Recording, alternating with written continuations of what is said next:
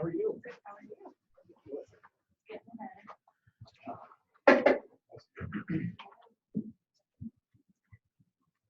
Those online, can you hear me?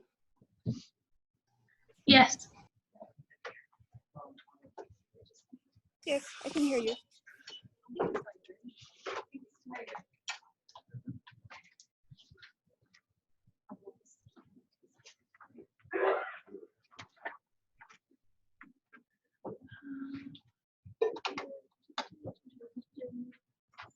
Oh, am I on mute? And sometimes it wants to use the, yeah, select the.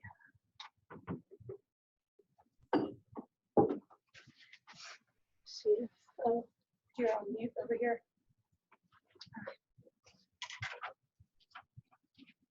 That should, there you go.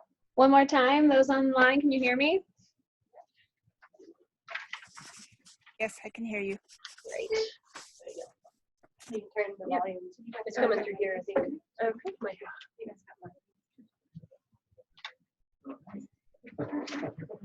Yeah. I heard you guys had a delay last night, so I woke up this morning and I was like, is there a delay? Definitely a delay. And then I looked at the notification. Hello? Hey, Andrew. Hi. Hi, thanks for logging on. I'm just getting your slides up right now. Okay, great.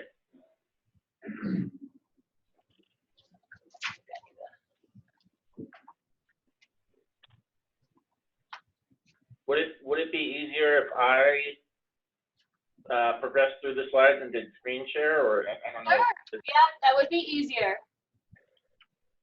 How do I? Okay, so I just click the bottom here for screen share. Yes. Okay, let me test that out real quick.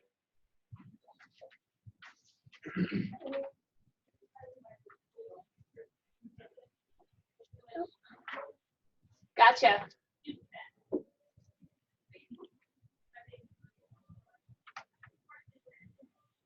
Okay, so you see my slides are up now? Yes. Does everyone else online see Andrew's slides? Anyone? I do. Okay, great. Thank you. I do. Do you want me to take this off until the meeting starts? I don't know what the agenda is. Okay, yep. We have 5 more minutes. I'll introduce everyone and then I'll introduce you, Andrew, and then we'll get started. Okay. Thank you. Yes, thank you. Yep.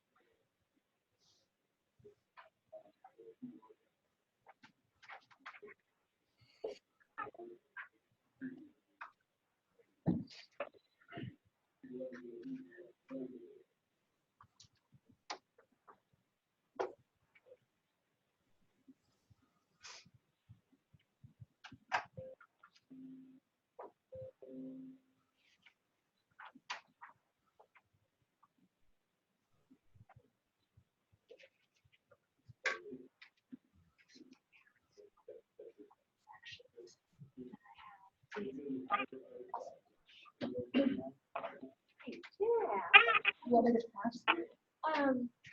I can keep them like out in the to people on the ground. These materials. We're not using them. Sure, anyone else want it?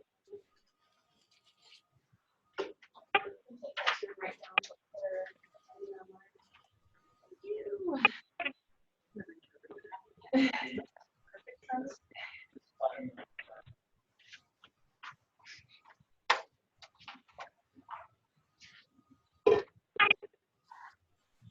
Okay.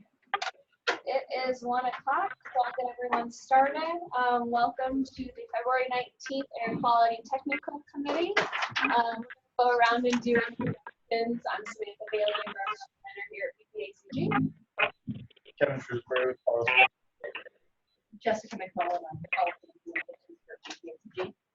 and Warner. Erica Alanis. Richard Yon from Fort Carson. Carol Leckenberg from, sorry, I'll help them. Robin Iser from the Pikes Peak group of the Sierra Club.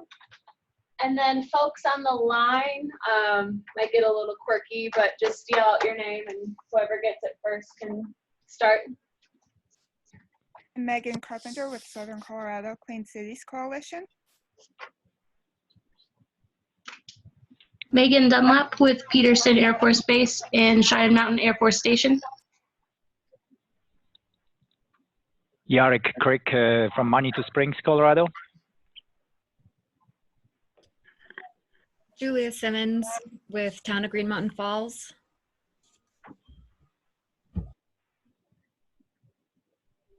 This is John Hunter with the American Lung Association and Southern Colorado Clean Cities as well.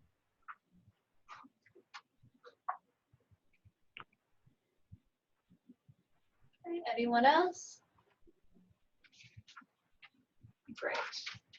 Well, thank you everyone for attending, either in person or remotely. I know I think we last met in December talking about the EPA Ozone Advanced Program that we are now a part of. We committed to that in January with signature from EPA in January as well. I believe I sent that out via email. In our previous meetings, we also discussed taking proactive steps on the potential of going into non-attainment, which our region is fairly close to going into. So prepping in the sense of doing research, understanding what non-attainment means, and then how to work with communities to make that potential not happen. So we'll see, but with that, I think we all know what ozone is. We know the technical aspects of what the data means, but for me, especially since I've only been in this position for a year, I wanted to learn more about the impacts of going into non-attainment communities that we serve. With that research, I found CAPCOG, the Capital Area Council of Governments in Central Texas. They conducted an economic analysis in 2015, considering what monetary and consequences and the impacts in regards to economic consequences of going into ozone non-attainment. So I invited their planning director, Andrew Hoxima, to give a little presentation on their findings. I also sent out a link, I believe last week, to their report if you'd like more information. So thank you, Andrew, so much for attending all the way in Texas. I appreciate it. Thank you. So I've got a few slides here, and I'll go through those, and I'll have a section for for questions at the end.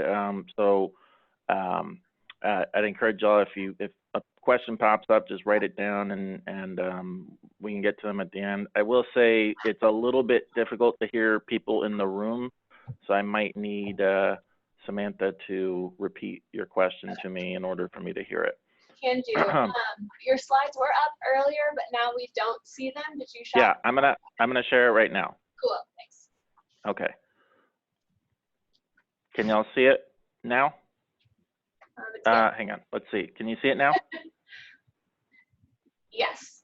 Okay, great. Yeah. Okay, so thanks again for inviting me. So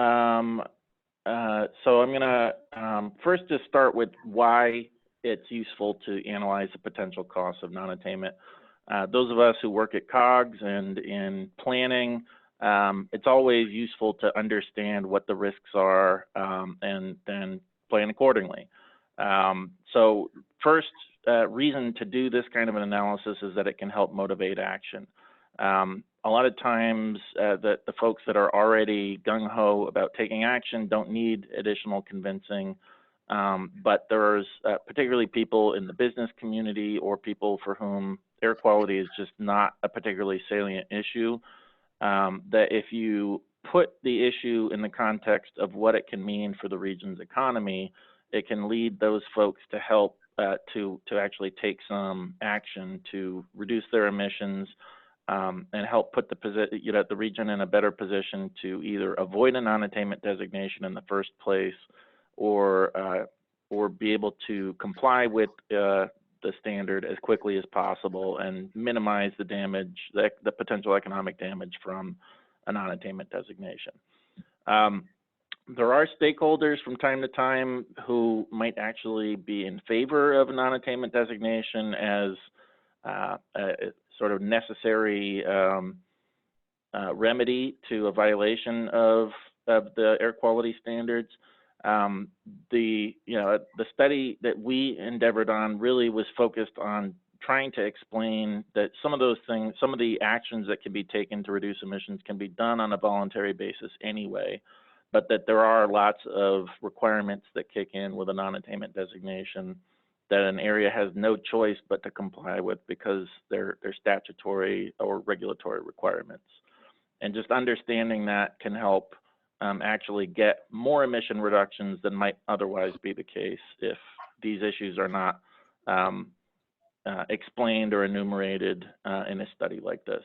Secondly, it can help improve decision making. So to the extent that you have parties that are already interested in taking some action to reduce emissions, understanding what would happen under various circumstances, under various non-attainment designation scenarios, can help them better understand what type of actions would be required under one classification or another, or may not be required at all.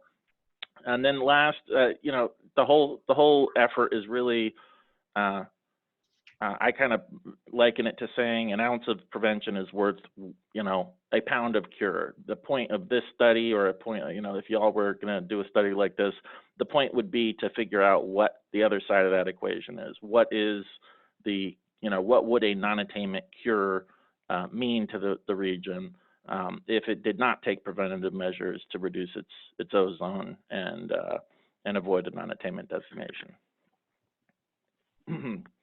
So CAPCOG study in 2015, we released it shortly before the release of the 2015 ozone standard. It took about 9 months to complete. It analyzed the potential impact of a non-attainment designation for the Austin, Round Rock, Georgetown metropolitan statistical area. We first itemized the various regulatory requirements, both in the Clean Air Act and then in the Code of Federal Regulations, which in some cases had important nuances that are not in the statutory text. We interviewed point source facility operators, transportation planners, other interested parties that would have some insight into how a non-attainment designation would affect either their businesses or their planning efforts. And then we took that information, translated those into inputs for an economic model. We then put those economic inputs into the model and then calculated what those costs would be over the study period. So most of this study is just general, but this one slide, I decided I wanted to just familiarize myself with y'all's situation. So the most recent 3-year ozone design value is 70 parts per billion. That is the maximum allowable to be considered in compliance. Potentially more problematic for y'all is the 2018 data, which had ozone levels at 73 and 72 parts per billion. I don't know what kind of ozone y'all had last year, but if you had one or the other of those monitors with a value of 71 parts per billion or more, that would cause a violation for the 3-year period of 2017 to 2019. For the purposes of EPA and what they would look at as a potential non-attainment area, their guidance indicates that they would look at the entire core-based statistical area or combined statistical area where a violation occurs. So if there was a violation in the Colorado Springs area, they would look at the Colorado Springs Metropolitan Statistical Area, which includes El Paso and Teller counties. For ozone, there's a special set of requirements that was put into place in the 1990 Clean Air Act amendments. Clean Air Act was first adopted in 1970 after several years of making not quite as much progress as they had hoped. There was a revision in 1977, and that's when the whole concept of a non-attainment designation came into effect. There was then a revision in 1990, which among other things was really designed to provide further push to states and the EPA to get emission reductions, particularly in areas that had just been chronically violating the standard, even though they were designated non-attainment, and all the requirements that were in there. So really, as you went from 1970 to 77 to 1990, you had increasingly stringent statutory requirements that EPA could not change through rulemaking, for instance. And so one of those was a new classification system for ozone non-attainment areas. And so they have 5 different classifications going from marginal up to extreme.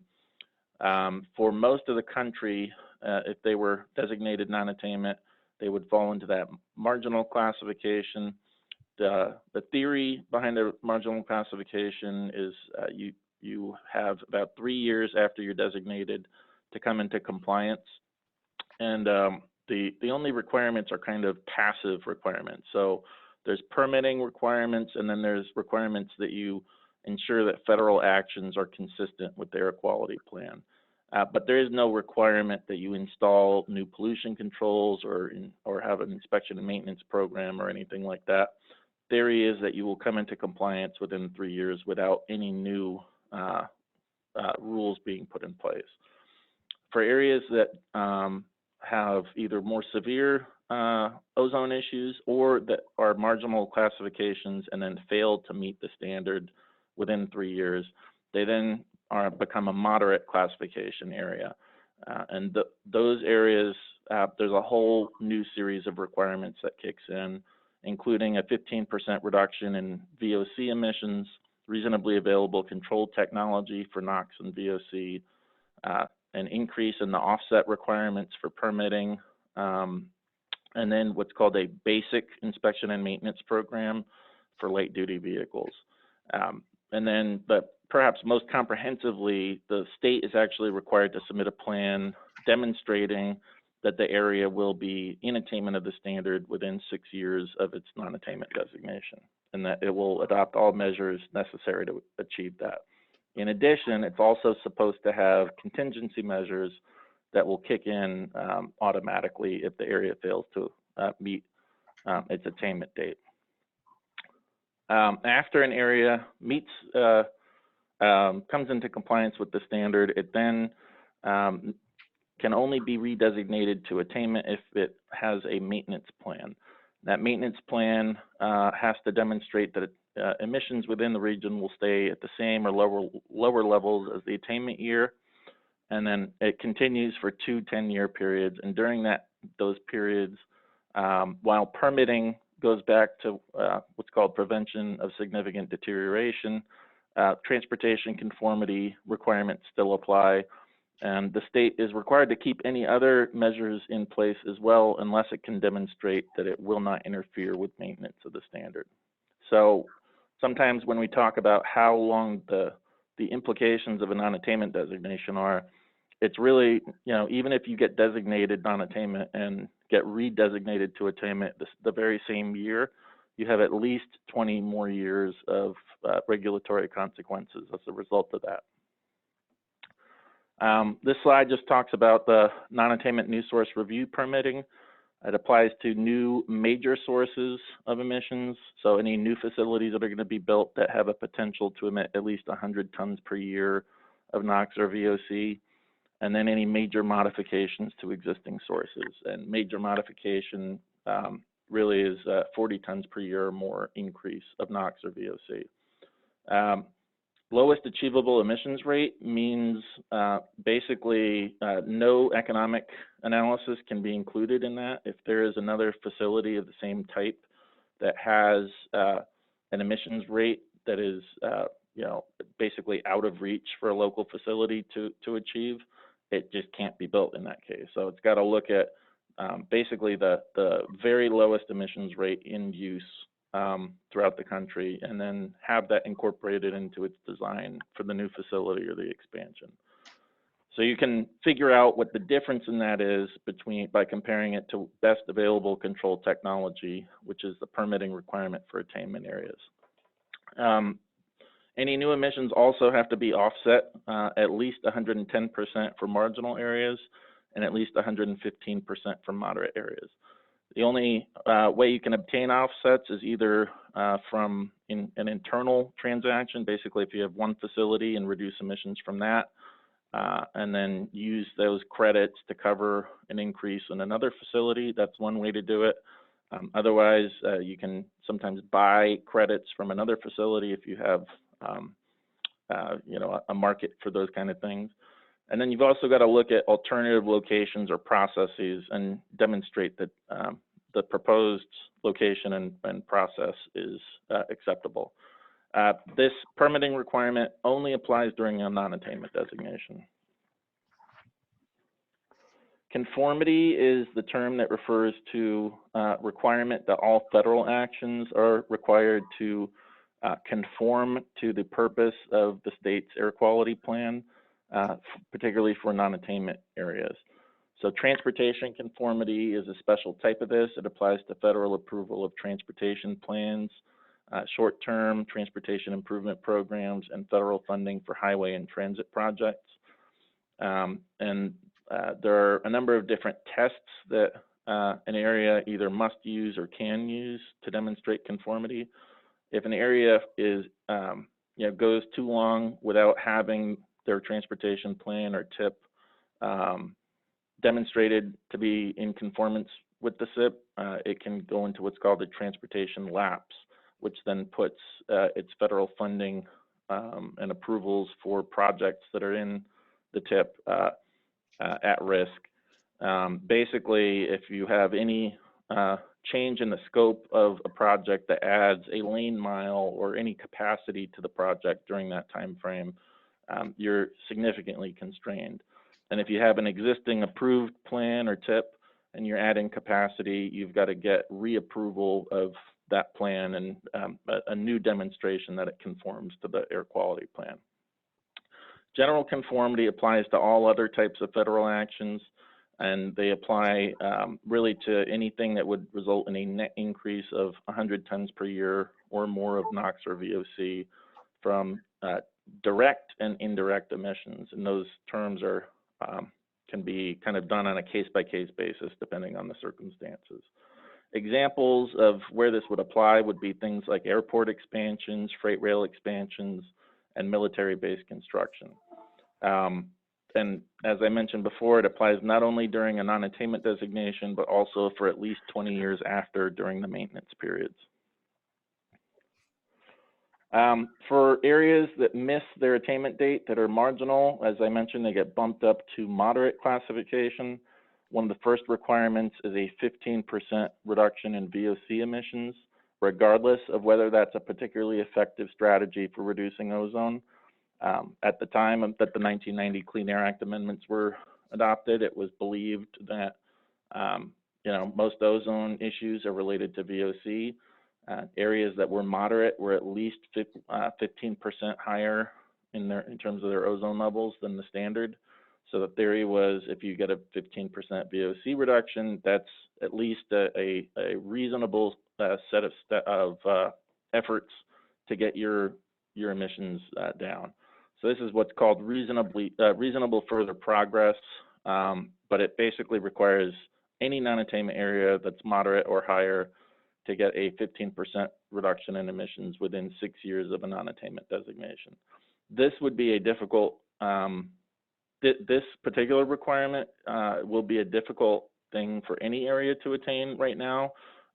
In the past, areas could rely on federal vehicle standards to get enough emission reductions to meet this requirement without any new controls.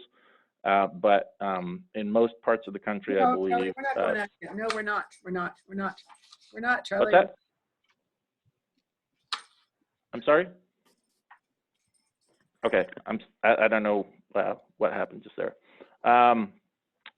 Okay, and then a 15%, this 15% requirement also requires a motor vehicle emissions budget to be used for conformity. So conformity applies to any of these plans that the state adopts. Reasonably available control technology applies to any source of VOC covered by one of EPA's 45 control technique guidelines. That requirement right there really can have a significant impact on small businesses if they're not a major source of VOC. So that can be things like print shops and fiberglass boat manufacturers and things like that. They also apply to other major sources of VOC, other major sources of NOx as well. This is really a requirement that existing facilities put new controls in place to reduce their emissions rates. And again, this is required if it's designated moderate. Moderate areas are also required to have an inspection and maintenance program, although it only applies to the 1990 urbanized area with a population of 200,000 or more. So this would include the Colorado Springs urbanized area, but theoretically this could be limited to an area smaller than all of El Paso County, for instance. And Teller County entirely could possibly be removed from that requirement depending on how that got implemented. It would apply to at least any light duty vehicles, which is less than 8,500 pound gross vehicle weight rating. And then EPA has various standards that would be required to be met for that. The big piece of what's required, all those things kind of feed into what's called an attainment demonstration. This requires that the state show that the area is going to attain the standard within the specified time frame.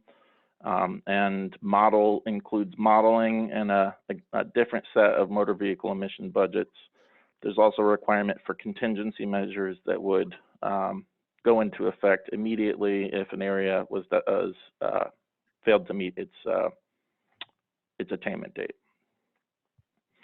There's also a risk of sanctions. These are rarely used, but they do remain a risk. They can be used if a state does not submit a required SIP provision for a non-attainment area, if EPA disapproves a required SIP provision for a non-attainment area, or if the state is not implementing an approved non-attainment area SIP provision. They can be either an increase in the offset ratio to 200% or temporary loss of federal transportation funding until the issue is resolved. All right, so all of that is a bunch of regulatory requirements, but we then decided that we wanted to understand with some level of detail how that might play itself out in terms of our regional economy. So some of the key concepts, we worked with our economic development program manager to help get a better understanding on a methodology for this. And then we worked with, as I mentioned, our local stakeholders to translate some of these into economic terms. So one thing to understand is economic cost is not the same as financial cost. If one person in the room there gives $1 to another person in the room, the entire room is neither poorer nor richer as a result. But if I were to send y'all $1, the room would all of a sudden have economic growth. And so there's a difference in the financial cost to one person or another on either side of a transaction versus a region's overall economic growth. For our purposes, we looked at sales as revenues, and sales is a term that is used in these economic models to mean any revenues that, say, public sector might gain, even though you wouldn't consider a public sector necessarily receiving sales. Earnings plus property taxes, earnings plus property income plus taxes plus inputs is really sort of the sum of what we were looking at for economic output for the region in terms of gross regional product. The other concepts were we were looking not only at what happened at the firm level, but also how that activity at the firm then rippled out through the economy in terms of direct and indirect suppliers, and then induced impacts from changes in consumer spending throughout the economy. We considered any pollution control abatement costs to be increases in inputs, and then we also looked at issues such as plant shutdown or new plants or expansions not occurring. So just to put this in a little bit simpler terms, sale would be just revenue from sales of tomato sauce. The contribution to the gross regional product from the sale of sauce would be the sale minus the input cost. So we've got tomatoes in jars. So if you take, if the cost of one jar of tomato sauce is $1 and the cost of the inputs was 50 cents, then the contribution to the gross regional product per dollar of tomato sauce sales is 50 cents. And then looking at how this plays itself out throughout the economy, we've got direct impacts. So if you have an increase in sales or a decrease in sales in tomato sauce, you also have an impact on suppliers of tomatoes and suppliers of jars. And then if you go upstream further, you've got impacts on fertilizer companies and farms that are growing the tomatoes, and from manufacturers of jars and raw material suppliers for jar manufacturing. Lastly, you've got a change then in consumer spending throughout the economy. Ferrari here, not many people necessarily are buying Ferraris, but maybe the tomato or jar manufacturer, if he makes enough tomato sales or jar sales, could afford one. So CAPCOG, after we went through this process, we tried to then itemize these costs over the course of a 23 to 28 year period that a non-attainment designation and maintenance periods following that would result in. So the biggest impacts we saw were related to non-attainment new source review as a result of 2 facilities that would either not expand or not locate within the region. So we have a Samsung fabrication facility in the area. It's a major employer. If it was in a non-attainment area, its classification for permitting purposes would change from minor source to major source, which would cause delays in obtaining any new permit. Since they have options globally to expand elsewhere, they told us that basically if a non-attainment designation occurred, they would not, the company would choose to expand elsewhere rather than the Austin area. So we got some information from them as to what the level of expansion likely would be if it was occurring here. and what that time frame would be, and then we translated that into economic costs and carried it forward for the period that we were analyzing. We also had a cement plant that we did a similar type of analysis for. We also have some old power plants. They're kind of clunker peaker plants that have been around since the 60s and 70s. Our determination is basically those were going to be replaced at some point in the next 5 years, no matter what. And so non-attainment new source review permitting wouldn't really change the decision making there. Then we looked at transportation conformity. Some of the routine costs relate to delays in being able to go forward with new projects and increases in construction costs. Transportation conformity lapse could mean a loss of funding temporarily. General conformity could mean delays in certain approvals for expansion of some of the facilities we mentioned. And then we looked at the 15% VOC reduction costs, point source NOx reductions. And then we also did an estimate of what funding we might actually receive if we were designated non-attainment as a result of congestion mitigation for air quality funding.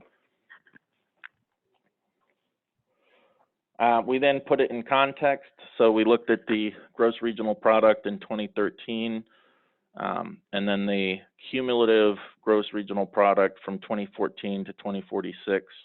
We looked at the net cost of non-attainment, and then put that in percentage of the aggregate gross regional product. So we found it to be about 0.38 to 0.66% of the region's gross regional product.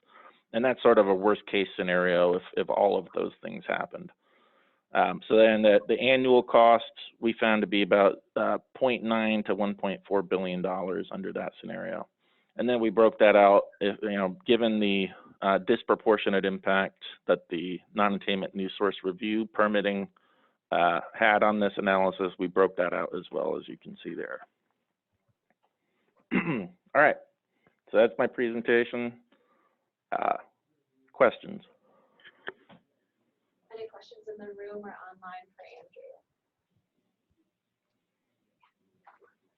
I have a question, maybe you can repeat it if Andrew can't hear it, but the biggest numbers in your model were for basically lost opportunities for economic development. And we have a major announcement that we just had for our community, a 4 million square foot Amazon warehouse that will go by the airport that has about 1,000 jobs and about 500 trucks total in and out every day. Wow. Would a facility like that have triggered, and again, the way Amazon was, they could have said, well, we don't want to take 2 extra years to get permitted. They could have said, no, we won't come. So would something like that trigger the new source review from your perspective? And not that specific. I doubt that specific facility would trigger some of that unless it required some kind of federal approval. And so the reason that I doubt that would trigger this type of requirement is that most of the emission sources from that type of facility would be mobile sources, which are really not directly handled by non-attainment new source review. So non-attainment new source review is really looking at stationary equipment like boilers or combustion turbines and things like that. So if you have trucks coming and going, there's certainly emissions there, and it may rise to the level of, some of these thresholds we're talking about, but it's not sort of an engineering analysis that goes into that to say this facility has a potential to emit, 100 tons per year or so forth. So in that particular case, unless it required some kind of federal approval, which would then trigger the general conformity requirements, I think it's unlikely that facility would get caught up in non-attainment new source review. Okay, so I have one more going forward question, same general concept, but this one is a facility that could potentially be located in the Colorado Springs area, and that is the headquarters of the U.S. Space Force, where the temporary headquarters at this point. There's a lot of lobbying going on. It's a federal project, a military installation.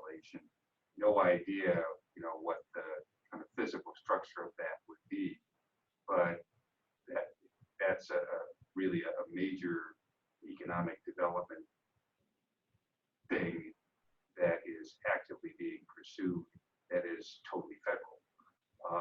And so kind of the same question, not even knowing the sort of physical impacts or the exact number, the square footage, the exact number of employees, any of that stuff, because it's a federalized project.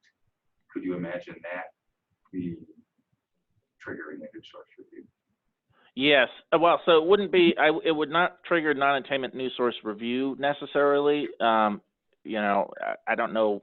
I don't know what types of facilities it would entail, but it would need to undergo a general conformity analysis, and those are done on a case-by-case basis. So you could very well find a situation in which the estimated impact could exceed 100 tons per year of NOx or VOC, depending on the scale of it. And there are other requirements that apply to federal facilities in non-attainment areas that that the military may not want to have to deal with if they have options. So there's that situation is a little bit more akin to the Samsung example I gave before, where the military has options on where to locate this headquarters. It doesn't necessarily, it's not limited to just one area. So if they have multiple different areas, everything else being equal, they're going to have more flexibility in an area that's not a non-attainment area. And so that certainly would put Colorado Springs at a competitive disadvantage for pursuing that particular opportunity. Thanks. In your study, it looked like the study was compared against the 60 part per billion projected federal standard. Is that correct? So we were really looking at 65 as the scenario.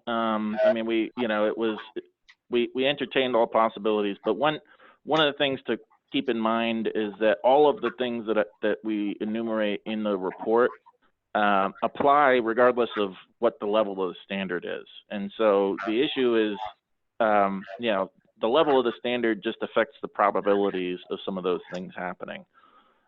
So reading the tea leaves right now on where EPA is at with the current standard, I think they're probably going to leave the standard as is when they complete their review later this year.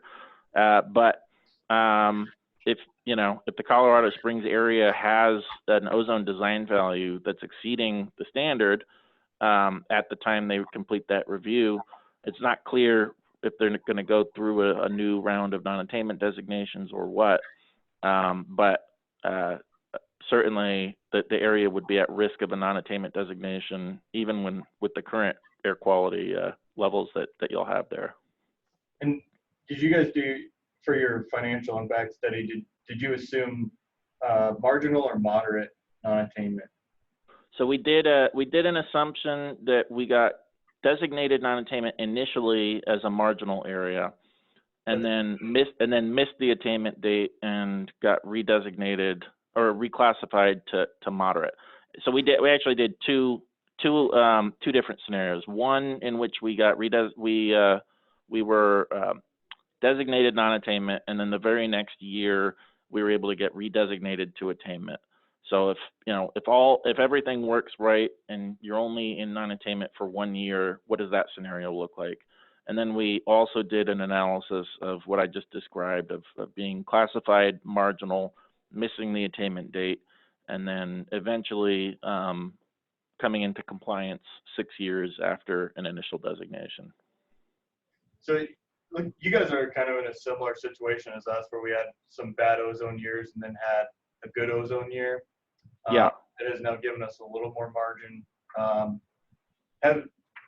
Have you guys seen any, since we're a few years now past this study, have you seen any of this expansion or growth come into play since you guys are still in attainment? Yes, so the timing was kind of interesting. So Samsung announced their expansion almost within, I think, within a year of us doing this study. So they were not, you know, it was interesting timing because they could have actually initiated that expansion before a non-attainment designation, even if we were on our way to getting designated non-attainment. But, you know, those things are out of folks' control. But they did expand, you know, they did sort of maybe half of the level of expansion that we first modeled. We were really looking at kind of a 5 to 10 year period, so we're not out of that yet as far as potential additional expansions. But we had one that occurred immediately after we did our study. We've heard some word that the cement plant might be looking at doing an expansion in the next 2 or 3 years here. So that appears to be becoming more real, you know, in maybe the later years of the time frame that we were looking at. But so far, at least, you know, our analysis seems to indicate that those were very real things that we were looking at. And that was, you know, there's different ways you could do this study. You could basically do all kinds of speculative stuff as to, all right, you know, what if you were to get space, you know, the Space Force headquarters, and, you know, here's how many employees we estimate that would be, and here's what the economic impact to the region would be. You can do all kinds of analyses like that, where you're trying to understand what getting some new facility in the region would be. We really wanted to keep ours maybe more limited to things that we had fairly high confidence would be a plausible thing that could occur from existing facilities more than anything else. So we didn't hear anything else that would have definitely triggered non-attainment new source review that anybody indicated would occur within the time frame we were looking at. And there hasn't been any industrial expansion that would have fallen outside of what we analyzed. So anyway, that's just some of our perspective on how we did our study. Thank you. Any other questions, either in person or online, for Andrew? One other thing I'll mention is we actually, so my former boss here at CAPCOG became the executive director of the COG in Oklahoma City.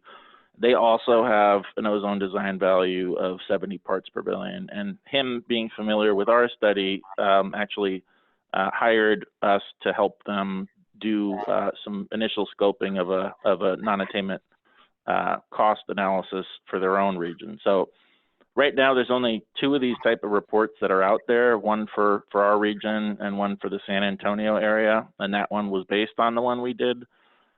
So it's an interesting field, but not many people have done it. But if it's something that y'all are interested in, there's, you know, there's sort of a path to doing it that we identified in our report, and y'all could certainly look at doing that. Definitely. One plug that I have too, and if it's okay with you, Andrew, I recorded this presentation. So if it's okay with you, I plan on sending this out to our PPACG governing board and to other folks that may be interested in knowing your research and what you found. And from there, it could potentially spark an interest in doing an economic assessment here for the Springs. Sure. So if that's okay with you, I'll definitely send this out to other folks outside of this room so they have this information as well. Yep. And there's my contact information if you're interested in reaching out directly. Right. Well, I think I asked for 20 minutes of your time and you gave me 45. So I really appreciate it, Andrew. Well, sorry for eating it up there. I know you have other business, so. No problem. If there's any questions, anyone in this room or remotely, feel free to email them to me and I can send them on to Andrew. I have a few for him as well, but watching the clock, I think I'd like to move on to our next agenda item. So thanks again, Andrew. I appreciate it. That was great. All right, I'm gonna hop off and enjoy the rest of your meeting. Perfect. Thank you.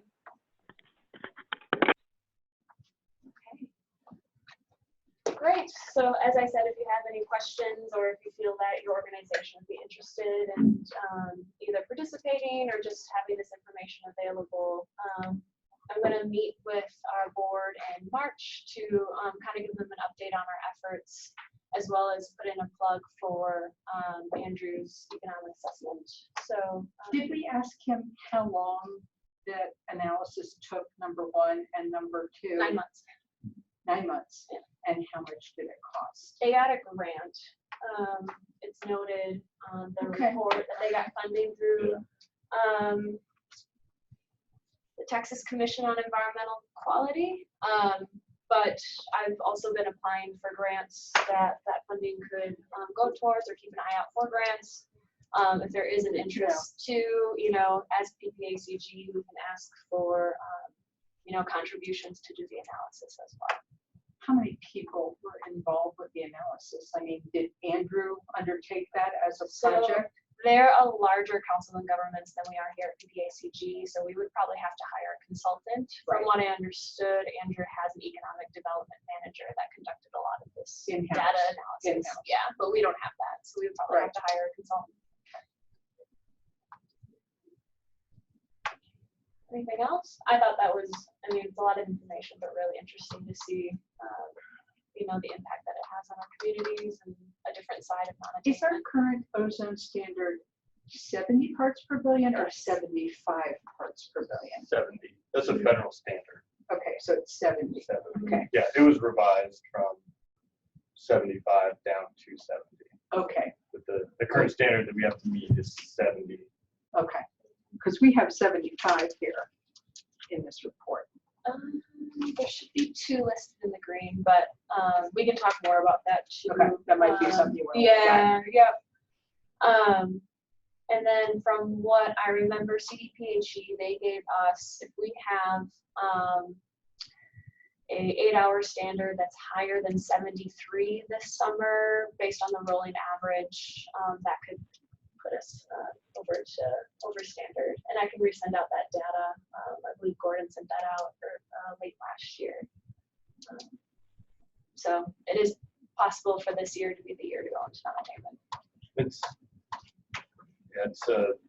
That at least initiates the process. Yeah, right? So it'll take a while. The first step is that they would actually go back and clarify some data points. And from the presentation, when the division was down, they did specify that if Colorado Springs did get reclassified as non-attainment, that they would put some additional efforts into going back and actually looking at some of the individual days that we had exceedances and seeing if they could basically throw out some of those data points, because they could be from like a stratospheric extrusion and stuff like that. So exceptional events that some of them are even caused by non-anthropomorphic reasons, so that we can't do anything about. And weather, storms. Yeah, and the ozone layer can actually come down and and actually interfere at ground level. That actually happens often at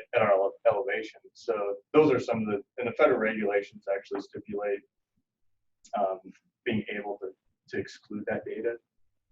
So if we did get classified as non-attainment, it would start that whole process of the division, air quality division with the state going back. But each day that you have to evaluate is pages and pages of reports. So that's why they haven't focused on the Colorado Springs area like they have the Denver area. They do the same thing every year for the Denver area. They have data points that they do deep analysis on, try to exclude that, or for like wildfires and stuff like that. So. I have to run, like I said. I just wanted to report on behalf of Brian Trujillo. They might be related to the next item. He's going to be hiring a sustainability manager, and he said that person would be his son, or vice versa. So that should happen, and so you'll see even less of me. I gotta go to the meeting, so Thank you. Yep, and I record these meetings, so I'll be sure that Ryan and other folks that can attend can watch this on their own time.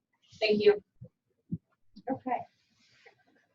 Moving forward, next on the agenda, I just wanted to provide an update on our structure. We've been talking about this for the last few months. I'm still working on with our executive director to recruit members to join Aqtc that should have a seat at the table. I provided that list, I believe in December, folks like the Chamber of Commerce, Mountain Metro Transit, folks like that. But because of our governing board process and the recent passing of our transportation plan, I'll be providing this information at March 11th at our governing board meeting. So once I have their blessing to move forward to invite folks, I'll be sending out with our executive director formal invitations for those new partners to join us. I'm hoping by April that we'll have some new representation on our Aqtc. With that, another reason why this has been taking some time is because our bylaws have specifications on who to invite, but those were from the 80s and they haven't been updated since the 80s. So because of that, I also have to go through the bylaw process. So revising our bylaws, updating membership specifications, things like that. So I also plan on presenting that to them in March with their edits and suggestions. With that, I'll also be sending those out to you all to review. And once we have that okay, the structure is set, we can kind of move forward and doing some more proactive measurements with ozone reduction. Any questions on that? Any folks on the phone? Can you hear me on the phone? Yes. I can hear you. Cool. Okay, great. Yep. Okay. All right, so any questions on structure? We've kind of been talking about this the last few months, so I don't think this is anything new. Just wanted to give you a status update. Great. So as I mentioned, and a big reason why we're all here, I wanted to talk about and discuss with you the Ozone Advance Program. We're now committed to the EPA program. In January, I emailed you all a copy of our letter of commitment, both signed by our executive director and by our EPA affiliate of the director of the Advance program. We wanted to be a part of this because it allows us to report our ozone reduction efforts, potentially reducing our non-attainment classifications and requirements that come with this designation. If they see that we're already doing these efforts, some mentioned in Andrew's presentation, it'll give us a little bit more leniency with EPA, and so they're aware that we're doing this already. We're going to continue to do it as well. We're being proactive. We're being proactive, and this is also a priority of our PPACG governing board. So to be proactive because they understand the impacts of going into non-attainment. So ensuring that what we're doing throughout the region, we're doing our best to reduce ozone pollution. So right now we, as a group, get to kind of do the groundwork and develop this program together. I think what's going to be a challenge for right now is we don't have every stakeholder at the table. Like I mentioned, I'd love to have the Chamber of Commerce be here because if we go into non-attainment, they'll have permitting requirements. So having local businesses working towards ozone reduction, I think would be huge. But with this program, they're voluntary efforts.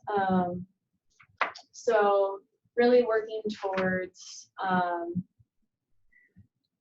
being proactive within the capacity and resources that we have now, because we don't currently have funding. We don't have CMAQ funding that Andrew mentioned to help us do ozone reduction efforts. So I think it's going to be challenging that once we do have the stakeholders involved, ensuring that organizations are doing what they can to reduce ozone voluntarily.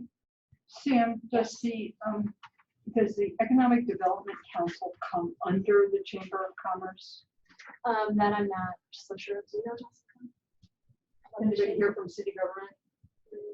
Carl would have been the person. Economic to ask, actually. Does the Economic Development Council of Colorado Springs still exist? The EDC?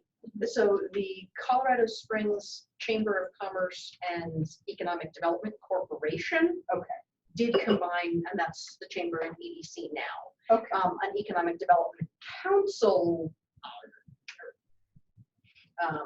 the El Paso County does have an economic development department, as does the city of Colorado Springs. Well, any organization that there would be economic impacts to in a big way, I would just put forth, they should be at this table. Yeah. And if the umbrella is the Chamber of Commerce, that's fine. If there are other entities in the counties that we serve, that would be, I think that they should be at the table. Yeah. No, and I agree, and that's part of the reason why I have this discussion item too, is because I know that some of you do have environmental initiatives going on in your organization already, whether it's being Energy Star or Green Star Building. Some of you might already have telecommuting policies, things like that. I wanted to provide just a quick list, and I believe I had them in the front of the table. And I didn't send these out to the group, but I'm sorry about that. So just, I'll do that after the meeting, but I developed just a quick list of potential projects for organizations to reduce ozone pollution. I gathered these efforts from a few phone calls that I made to other ozone advance participants. I talked to a few COGs just to get background on, their committees, their successes, what they have done that they've seen made the most impact for their ozone advance program.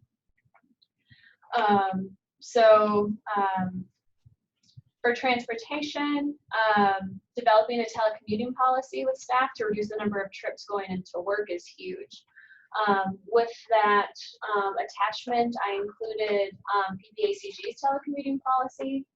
We do have one, and it's based off of an agreement between the staff and manager. You can do a variety of telecommuting policies, whether on fixed days, so having, every Wednesday work from home. You can do alternative telecommuting policies, or I believe CDPHE, and Rick, correct me if I'm wrong, I believe you're having a telecommuting policy on forecasted ozone action day alerts. So your staff can work from home if it's a high ozone day. Yep, that's correct. Cool. Some folks developed a carpooling program within their staff, so encouraging carpooling with staff within the organization, and then some even developed an incentive program to staff who commuted the most. So I know one council of governments, they gave bonuses to commuters to encourage commuting and transportation reduction efforts. Something that we're currently doing here at PPACG is installing electric vehicle charging stations. So we're applying to the Charge Ahead Colorado grant to get funds to install an electric vehicle charger in collaboration with businesses in the area to promote electric vehicle charging use. And then, of course, some of the others that you all know, like encourage alternative transportation. I'm on the steering committee for Bike to Work Day, so I'll definitely encourage everyone to ride their bike to work in June. We gotta use those bike lanes so we can get the editorial people at the Gazette to reduce those letters. Another Charge Ahead grant opportunity. I believe John in November kind of gave more detail, but I can also send this out on Charge Ahead. But upgrading fleet vehicles. So if you're a larger organization that has fleets, upgrading those to electric vehicle transportation modes is something that we can report out to the advanced program. And then I spoke to the city of Aspen. They're also interested in being a part of this advanced program. And one thing that they're going to do is they're going to update their emergency management protocols, and they're going to have something called safe air spaces. So if the city of Aspen is in a wildfire zone, they're developing areas with contained oxygen tanks and blocked from smoke. So if there are citizens that need to evacuate due to a wildfire, they're going to be in a spot with healthy oxygen. So I thought that was pretty interesting as well. So things like that can easily be implemented in our ozone advanced program. with green building initiatives, becoming an Energy Star facility. CPACE program, I'll just lightly touch on that and I can send more information. It's a state program called the Commercial Property Assessed Clean Energy Program. It's a financing tool that allows commercial and multifamily property owners to finance qualifying energy efficiency, water conservation, and other clean energy improvements on existing and newly constructed properties with repayment through financing with a voluntary assessment on their property tax bill. So it's basically a loan agreement to install clean energy installation tools. And then if you report out to them, they'll provide you data and information on how much money you save by installing these clean installations. I believe Colorado Springs Utilities is part of that program. And of course, education and outreach we can report on, social media and regular newsletter blasts, doing internal presentations. So something like having Andrew come here, it's something that we can report on to EPA saying that we're doing this, as well as having folks from CDPHE or myself attend your organization to do presentations that, you know, obviously boost education and awareness.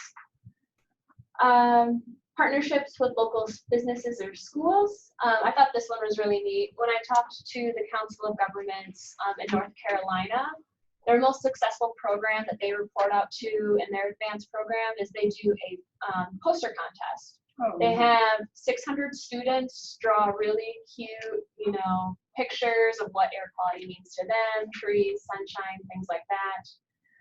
And then the Council of Governments kind of chooses their 12 favorite photos. They turn that into a calendar, and then they give the calendar to stakeholders. So there's kind of like a, you know, monthly reminder of what air quality means to them, having students be engaged while having stakeholder awareness as well. If we could get all of our area school districts involved in that, that's a great awareness project for schools. Yeah. What age group did they use? I think elementary. I didn't ask, but I can get more information. That's great. Yeah, she said that was like the biggest project that they work on, and it has the highest success rate, just because it gets everyone involved and they get something out of it, which is the calendar. So yeah, but doing things like that too, I think is really interesting, and they do it every year, so it's always on their minds. And it's a big project for the students to do as well. Great learning opportunity for the kids to take on that information to the families. That's who we need to be getting to. Yep, absolutely. Earth Day is, I believe, April 22nd. So you could plan out Earth Day events. I know that's coming up quick, but I know the city of Colorado Springs, they do Sustain a Fest, I believe, in August. So participating in that or having an event for your organization to do as part of Earth Day. And then some folks even had permanent education displays in their front office. So having just a diorama or a trifold, something in your front office for everyone to see, even guests that come in.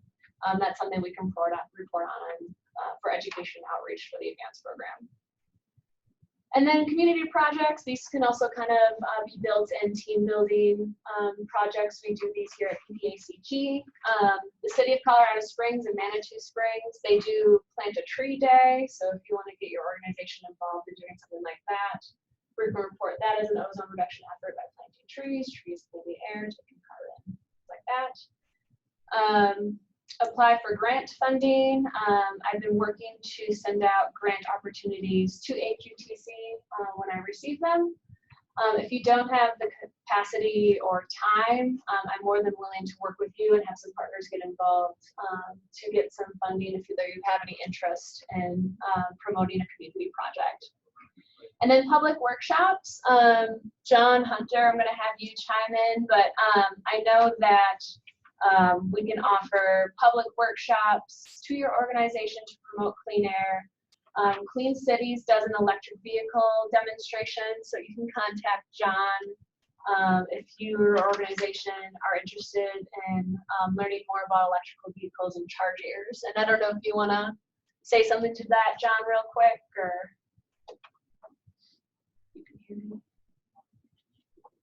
Like we've got a chat, comment, or question. Okay. Hi, Samantha. It's Megan Carpenter. I think John had to step out for another meeting, but yes, on that matter, we are more than willing to come and help do presentations, do workshops, assist in anything that we can do to educate people on electric vehicles, electric vehicle chargers, and so forth. So with that, as I mentioned, I'm more than willing to collaborate with you or connect with you with partners to implement projects, develop outreach material. You can take the outreach material that we're going to talk about in just a little bit, or have an internal or external speaking event.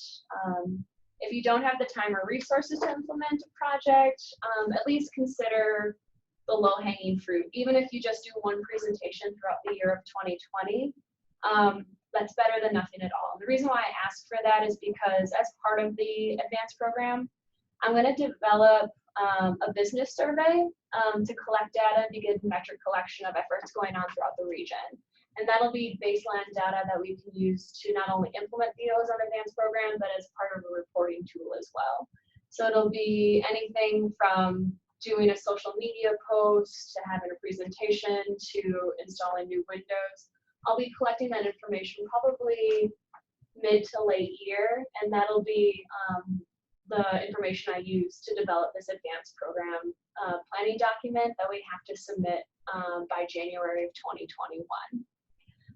And with that, I'm also going to probably send out that same survey to businesses outside of this committee, just because for all I know, there might be some restaurants in the area or businesses that, have a telecommuting policy that may not be represented through Aqtc, but they're still doing an effort to reduce ozone in our region. And I don't want to miss a beat for something that could be reported to EPA, because they should be aware of everything that's going on, especially being close to non-attainment. Okay, so that was kind of a lot. Like I said, that's kind of what we need to do to fulfill the EPA advanced program requirement. And we'll probably dive more into details as to what everyone's doing once we have all the stakeholders at the tables. But I think my action item to you is to either think about something that you can implement through your organization or start planning an outreach event. We'll kind of talk about Air Quality Awareness Week in just a little bit. But like I said, anything is better than nothing. So any questions, comments, or feedback? Great ideas. Cool. That's a lot. Yeah, and I'm sorry to folks on the phone. I should have sent out this list earlier and I just didn't think of it, but I'll be sure to send that out. We can build on that. Yeah, you can build on that, and that'll be a part of our reporting process.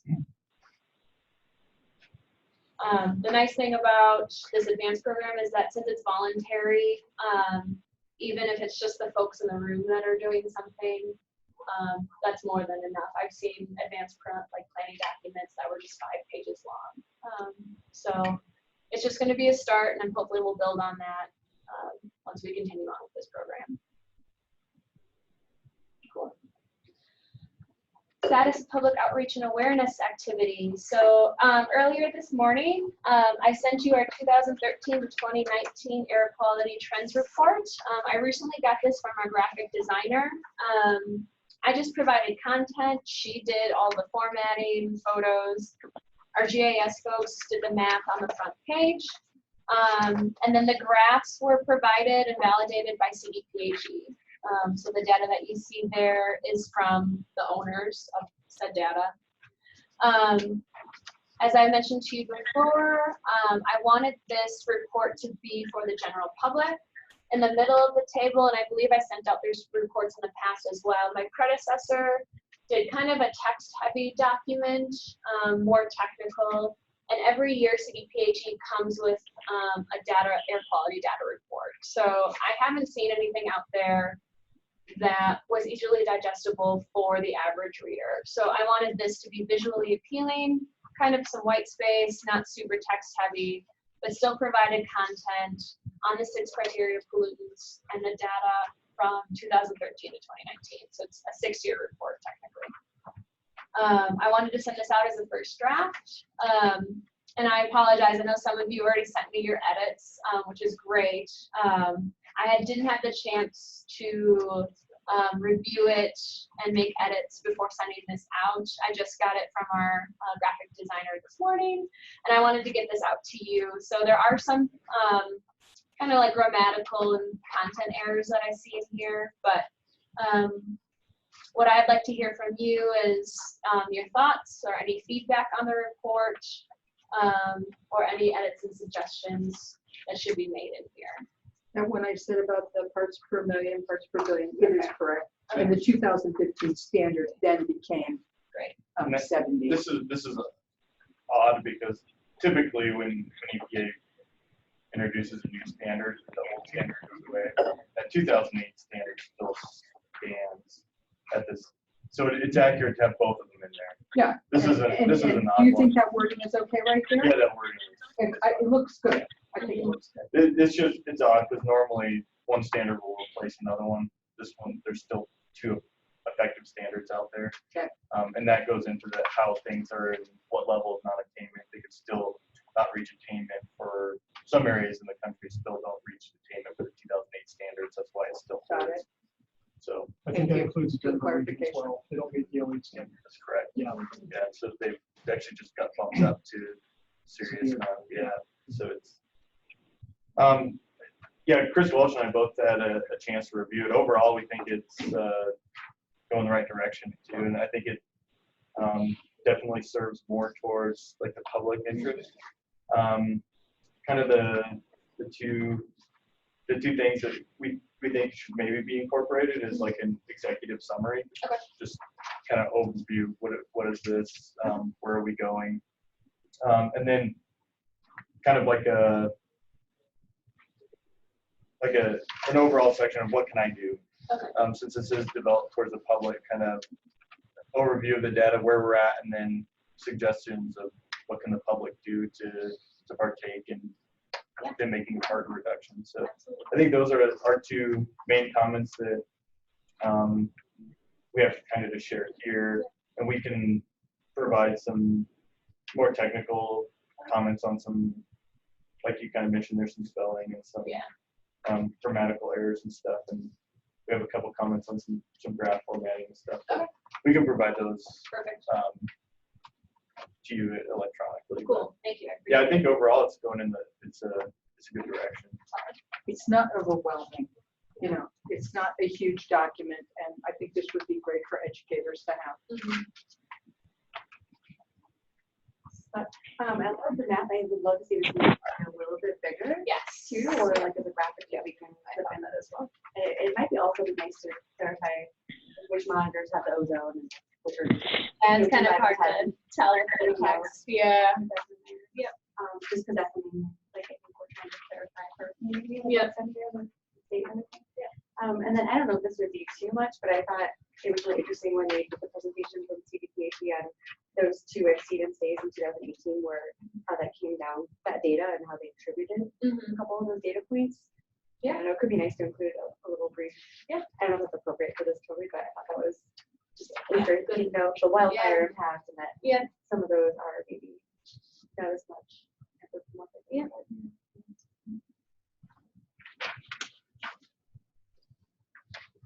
Yeah, Samantha, we had gone over document as well. We saw the one area where we were looking at relative to the pollutants under the data trends. We kind of thought it might look a little bit better if we pulled out it in line with what you were talking about pointing out what the public can do. Yeah. Because it looks like that last sentence says some of the things that the public or we can do as individuals to reduce that pollution is right in that data trend line. So maybe it's a tip within that section, and maybe it's a roll at the end. Okay. Cool. Thank you. Any thoughts, questions, feedbacks, edits? And if you, oh yes, go ahead. Sorry, just one more thing. And this might be a little too much, but I like that there's health impacts, but maybe adding some of the environmental impacts as well. I would thought about that as well. Nice.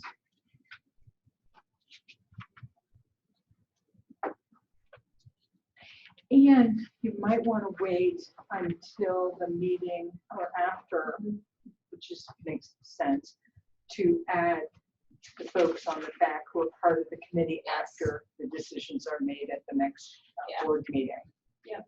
So this is a little bit more fleshed out. Yep, and I would like to present this to my board in March, so they might have different feedback or a different direction. So if there's any major changes like that too, I have to bring it back to this group, but I'll be sure to keep you posted. Samantha, this is Jarek, and I have one question. I just received this document, so I didn't have a chance to review it yet very thoroughly. But one thing I observed is that some, or more like all the charts, SO2, for example, is denominated in parts per billion. For some reason, ozone is denominated as parts per million. And obviously, we know that the data is valid, but then yet public generally operates based on like written somewhere information, parts per billion here and there, and suddenly they are presented with the charts that indicate parts per million, and they may be a little bit confused how to interpret the data. So parts per million is the federal standard as like what they go by. I think parts per billion is just easier to say and easier to visualize, just because You don't have the point and the yeah, you zero move in the there. decimal point. And most of us are more familiar with the parts per billion, I think. No? I think. I always hear parts per billion, not million. It's easier to talk. Yeah. I agree. So again, this will be a question, who is your primary audience here? If it's the general public, and general public operates most of the time based on parts per billion, it would be best to denominate in parts per billion. If it's both general public and technical kind of audience, perhaps leaving it in parts per million, because that's what federal standard kind of is denominating in it, makes sense. Okay. It's graphically clearer. Okay. I have the Excel documents that CDPHE gave me, so that can easily be switched. So thank you, Yar.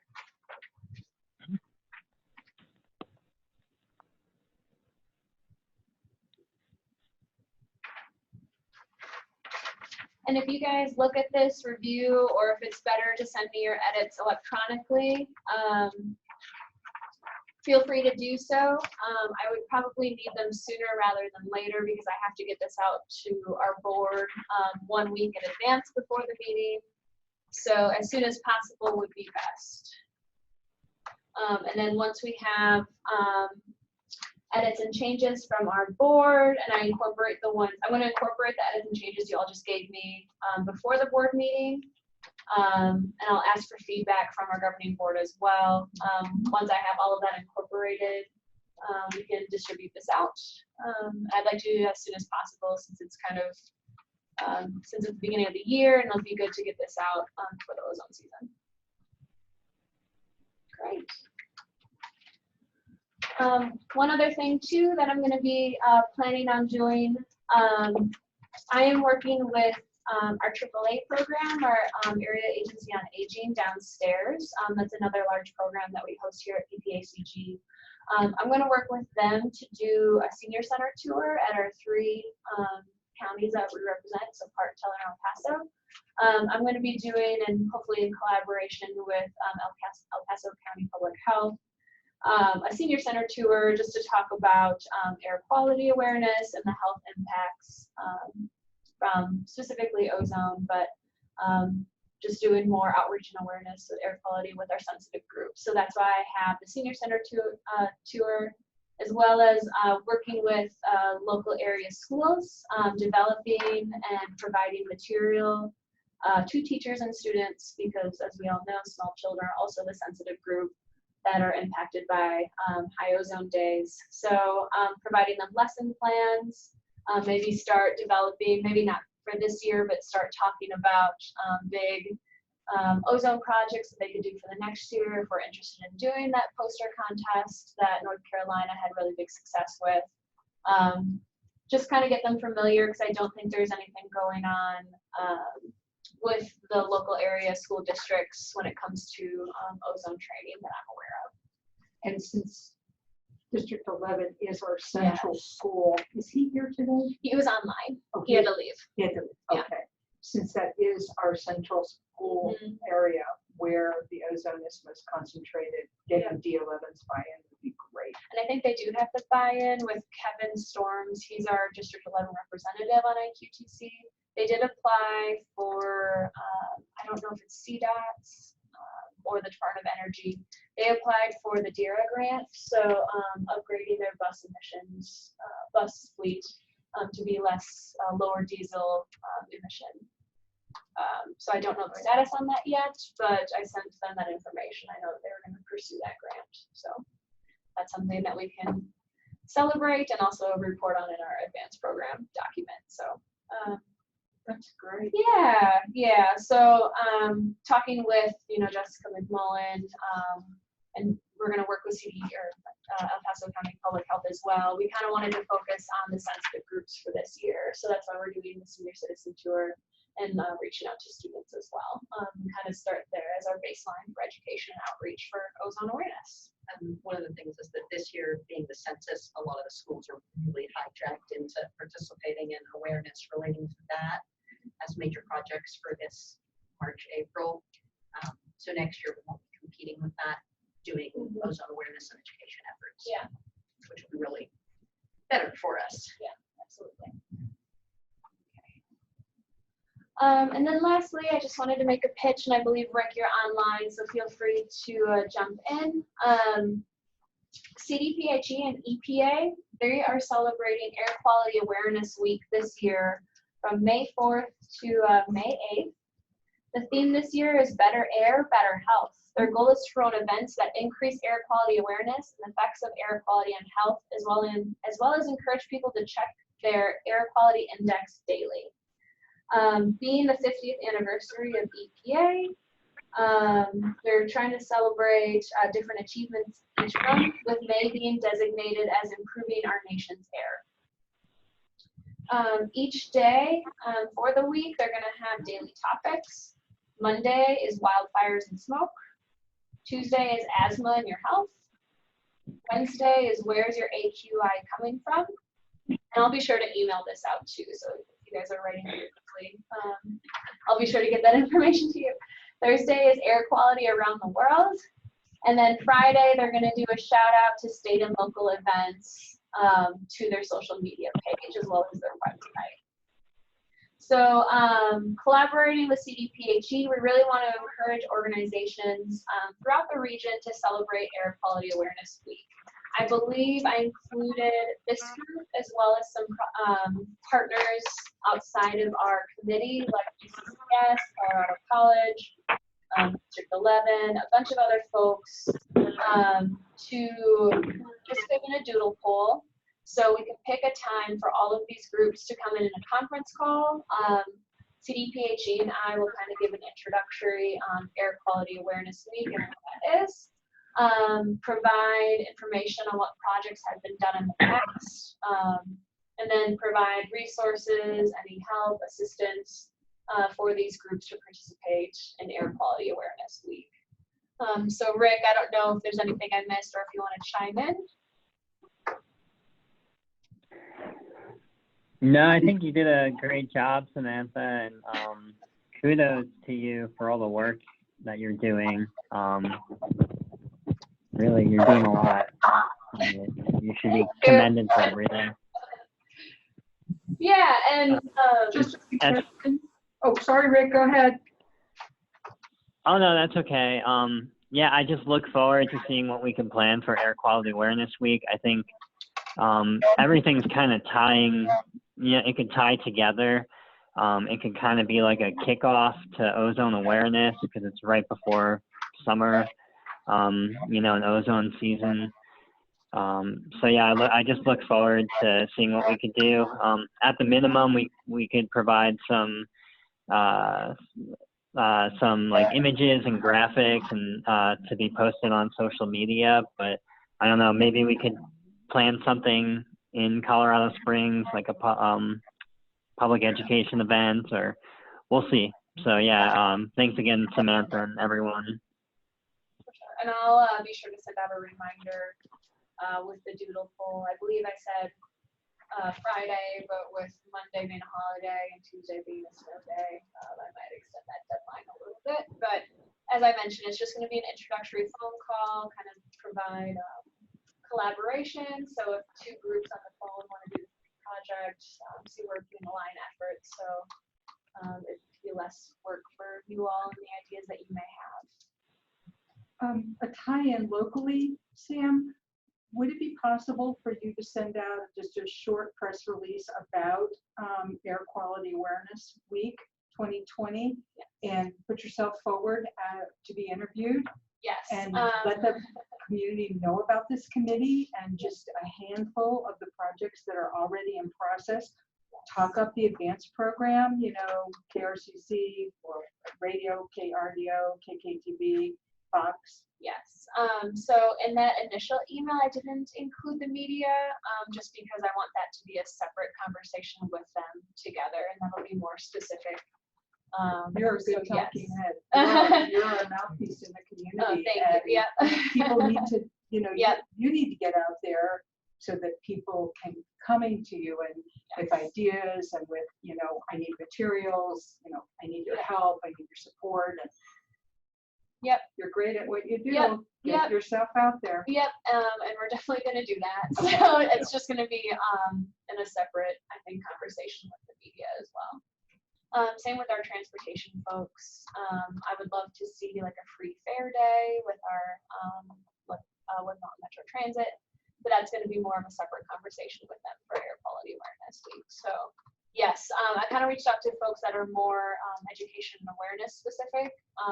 With folks that may have more incentive, I'm going to meet with them individually. Glad you already thought it.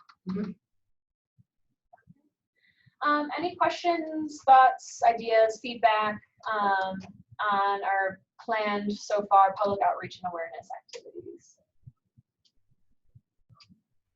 I need to scoot. I want to thank everybody for what they're doing. Every time we take this to our board, and we'll hear more probably when we get back in March with the 5-year outlook or look back of how we're doing as far as air quality. But every time we go to them, they say they want us to do a lot more and be really proactive and make sure that we don't slip into non-attainment. So whether it's public outreach and awareness or the stuff we're going to do through the ozone advanced plan, they've got our support to do all, you know, whatever we can do within reason. So I really appreciate everybody's support.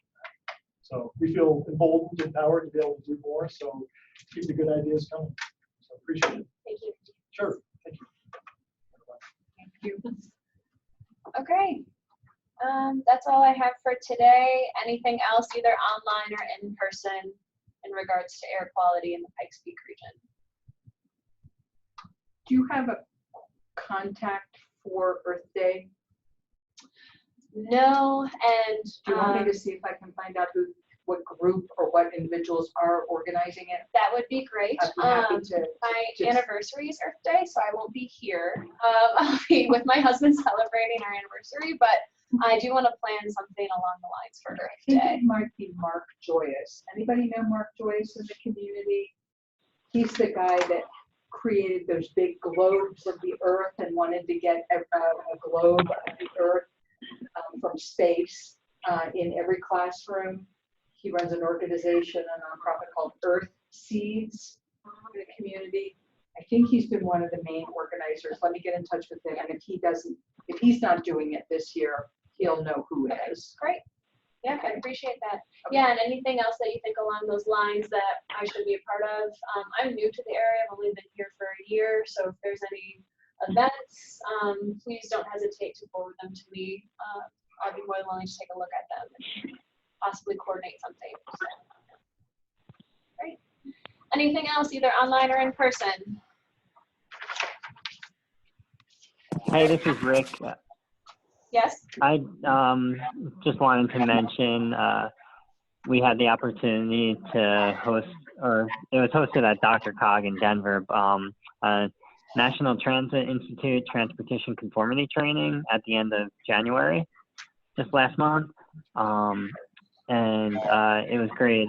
Samantha and Catherine from PPACG were able to attend, but we also had attendees from EPA, Federal Transit Administration, CDOT, North Front Range, MTO, DRCOG, RTD, and a couple folks from CDPHE, including myself. It was a good, in-depth, 3-day transportation conformity training. So I'm, glad PPACG was able to attend. Hopefully you don't need it, because hopefully you'll stay in attainment of the ozone max. I was going to give a high-level description of the training, but really Andrew's presentation at the beginning of this meeting, he touched upon many of the points. You get the gist of it. Basically, it adds time, and resources to the planning process. PPACG, just got through the 20-year carbon monoxide maintenance period last year. So you're somewhat familiar with the transportation conformity process. But, it includes public input processes and interagency review and air quality analysis. So, if we go there, like the state and the planning agency, PPACG, we'd have to develop a SIP. And then as far as transportation conformity goes, motor vehicle emissions budgets will have to be developed. And depending on how the process is laid out, PPACG could do a lot of the analysis, or you could hire a consultant to do that. Sometimes CDPHE does some of that, and sometimes even CDOT helps out with some of the number crunching as well. And then EPA and FTA are there along the process as well. So, if the group is interested, we could try to set up a presentation specifically on transportation conformity at a future meeting, just to go over, that in some more detail. It may be me or even EPA or FTA, may be able to give the presentation as well. It just depends. But yeah, I just wanted to put that out there. But other than that, great job with the agenda and all the work, Samantha. Thanks, Rick, and thanks for the shout out. I think that's a good idea to do a conformity presentation. I know Andrew touched on it lightly, but as Rick mentioned, this is a 3-day training, so there's a lot more that goes into it than what Andrew covered. So great idea. Thank you, Rick. All right. Hi, Samantha. It's Megan Carpenter again. I just wanted to give a little bit of information on what I found about Earth Day. I am the person heading the Drive Electric portion of Earth Day in the Colorado Springs area. I'm still looking to set some information up. I do have an email. I just sent it to you like 5 minutes ago. But as far as I know, there's no official Earth Day event at this point. So if anyone wanted to set that up or help set that up through earthday.org, that would be fantastic. You can reach out to me through Samantha, of course. Okay, thank you. I'll be sure to send out your information to the group as well. Thank you. Absolutely, you're welcome. Great. Okay, anything else? Cool. Thank you, everyone. I believe the next meeting will be in March. If I can find some agenda topics, we'll for sure meet in April if I can't find any, but it sounds like there's a lot of good work going on, so we'll probably end up meeting in March, but I'll be sure to send out that meeting invite shortly. So thank you. Thanks everyone online as well. Thank you, Samantha. Bye. Sam, who is Megan with? Clean Cities in correlation